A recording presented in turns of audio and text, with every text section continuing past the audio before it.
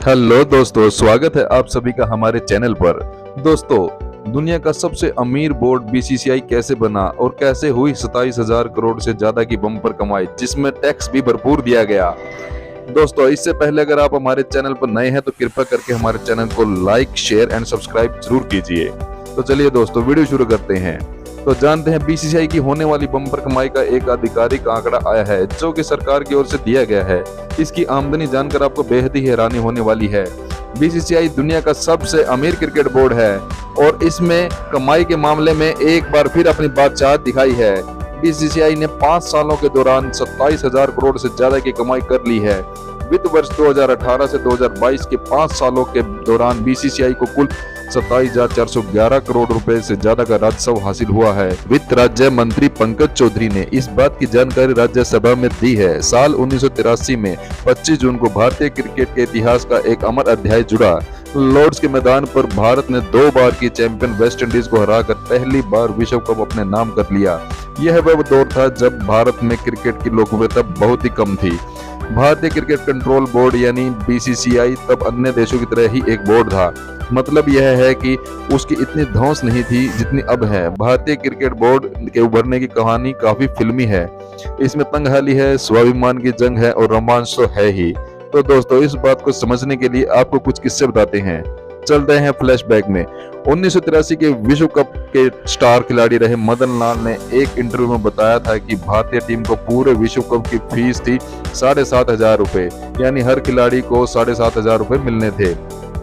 लेकिन लॉर्ड्स के मैदान से जब भारतीय क्रिकेट टीम वापस आई तो हर खिलाड़ी को 1-1 लाख रुपए दिए गए। यह कैसे हुआ तो जानते हैं। भारतीय क्रिकेट बोर्ड के पास इतना पैसा नहीं था, उसे यह इनामी रकम जुटानी पड़ी थी और इसके लिए मदद ली गई थी दिग्गज गायिका लता मंगेशकर से।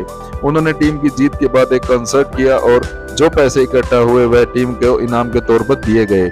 लता मंगेशकर से यह मदद ली गई थी तब बीसीसीआई के चीफ और केंद्रीय मंत्री एनपीके साल्वे थे। क्रिकेट के इतिहास में एक नई चैंपियन टीम की एंट्री हो चुकी थी, देश का नाम रोशन किया था और 1982 में रंगीन टीवी ने भी दस्तक दे दी थी। यानी देश के कुछ लोगों ने अपने खिलाड़ियों को रंगीन टीवी पर विजेता बनते देखा। क्रिकेट को लेकर दीवानगी का दौर अपने शबाब की ओर बढ़ रहा था। कसक थी तो देश में एक बड़े क्रिकेट टूर्नामेंट के आयोजन की। इस कसक से ही जुड़ा एक और किस्सा आपको बताते हैं।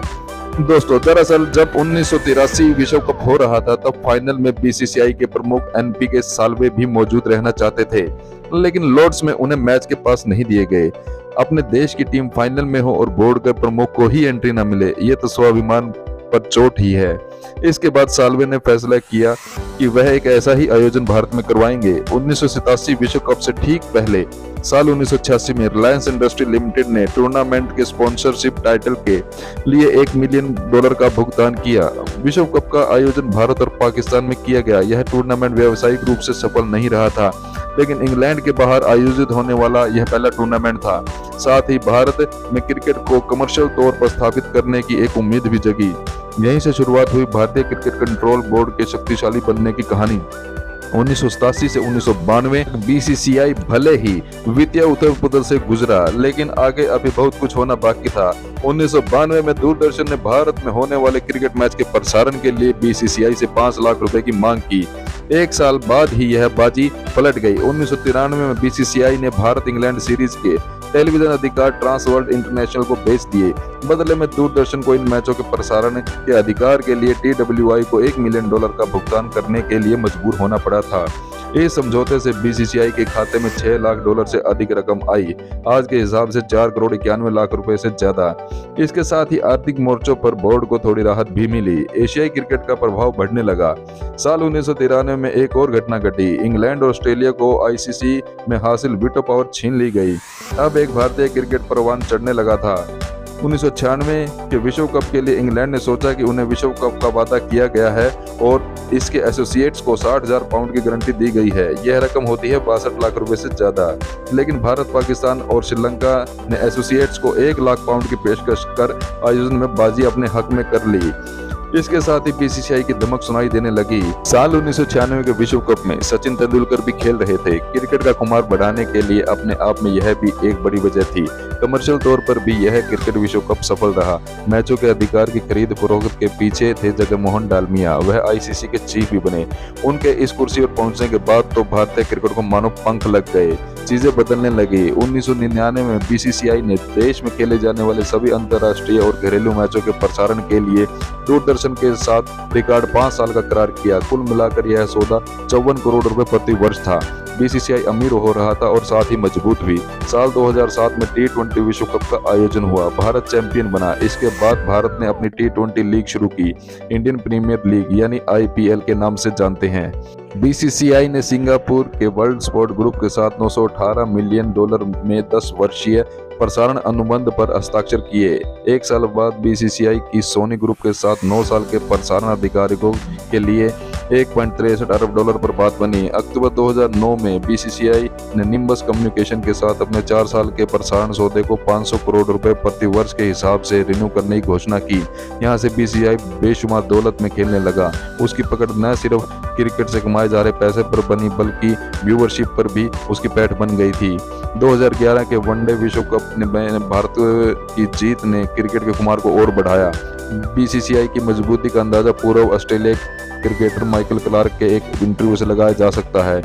उन्होंने कुछ साल पहले कहा था कि अब ऑस्ट्रेलिया क्रिकेट भारतीय प्लेयर्स को सिलेक्ट नहीं करते, क्योंकि वे जानते हैं कि उन्हें भारतीय खिलाड़ियों के साथ IPL में खेलना है। कहाँ यहाँ तक जाता है कि भारत क्रिकेट का स्वाभाविक बाजार है।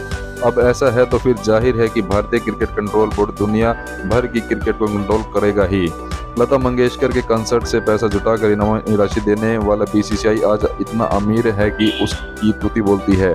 दुनिया के सारे क्रिकेट बोर्ड एक तरफ हैं और बीसीसीआई एक तरफ। कई मौकों पर बीसीसीआई के हक में फैसले भी मजबूरन बदलने पड़े हैं। यह बीसीसीआई की मजबूती का गवाह है। दोस्तों, कहां से मिली बीसीसीआई को ये बम्पर कमाई? राज्यसभा में जानकारी देते हुए पंकज चौधरी ने बताया कि बीसीसीआई को यह कमाई मीडिया राइट्स, स्पॉन्सरशिप और इंटरनेशनल क्रिकेट काउंसिल के रेवेन्यू शेयरों के जरिए हासिल हुई है। पंकज चौधरी ने शिवसेना के सांसद अनिल देसाई के सवाल के जवाब में यह जानकारी दी है। अनिल देसाई ने संसद में पूछा था कि क्या केंद्र सरकार इस बात से वाकिफ है कि बीसीसीआई दुनिया का दूसरा सबसे धनी खेल संस्थान है। बीसीसीआई के कमाई के आंकड़े राज्यसभा में रखे गए। पूछे गए सवाल के जवाब में पंकज चौधरी ने सदन में कहा कि सरकार वैश्विक स्तर पर स्पोर्ट्स बॉडीज की वित्तीय स्थिति के बारे में डेटा नहीं रखती, लेकिन उन्होंने बीसीसीआई के आंकड़े उच्च सदन यानी राज्यसभा के साथ साझा किए। टैक्स देने में भी बीसीसीआई बना सिरमौर। बीसीसीआई ने इन 5 सालों में अच्छा खासा टैक्स भी दिया है। इसका आंकड़ा 4298 करोड़ रुपए का है। बीसीसीआई ने इन 5 सालों के दौरान 15,170 करोड़ रुपए का खर्च दर्शाया है। बीसीसीआई ने वित्त वर्ष 2018 में 2917 करोड़ रुपए का राजस्व दिखाया था, जो वित्त वर्ष 2022 में उछलकर 7606 करोड़ रुपए तक जा पहुंचा। इसके रूप से IPL और भारत क्रिकेट के मीडिया राइट्स के दाम में आया उछाल वजह बताया जा रहा है। बीसीसीआई की कमाई वित्त वर्ष 2024 में और अधिक ऊंचाई पर जा रही है, क्योंकि उसने डिज्नी स्टार और वॉयकॉम 18 के साथ 5 सालों के लिए 48,390 करोड़ रुपए की डील साइन कर ली है। वहीं इसने एडिडास और ड्रीम 11 जैसे नए स्पॉन्सर भी हासिल हुए हैं। 5 सालों के लिए IPL मीडिया राइट्स के अलावा इसमें कुछ और सौदे भी हैं। साल 2017 में बीसीसीआई ने इंडियन प्रीमियर लीग के मीडिया राइट्स 16,147 करोड़ रुपए की भारी भरकम कीमत में स्टार इंडिया को बेचे थे, जो आज डिज्नी स्टार के रूप में जाना जाता है। ये राशि दोगुनी से भी ज्यादा बढ़ी, क्योंकि इस साल 2008 से 2017 और 10 सालों के दौरान इन्हीं IPL राइट्स को सोनी पिक्चर नेटवर्क्स को 8200 करोड़ रुपए में बेचा गया था। तो दोस्तों, कैसी लगी है जानकारी? अगर आप भी चाहते हैं कि ऐसी इंफॉर्मेटिव नॉलेज की वीडियो आप तक पहुंचे, तो कृपया करके हमारे चैनल को लाइक, शेयर एंड सब्सक्राइब जरूर कीजिएगा। आप सभी का बहुत बहुत धन्यवाद।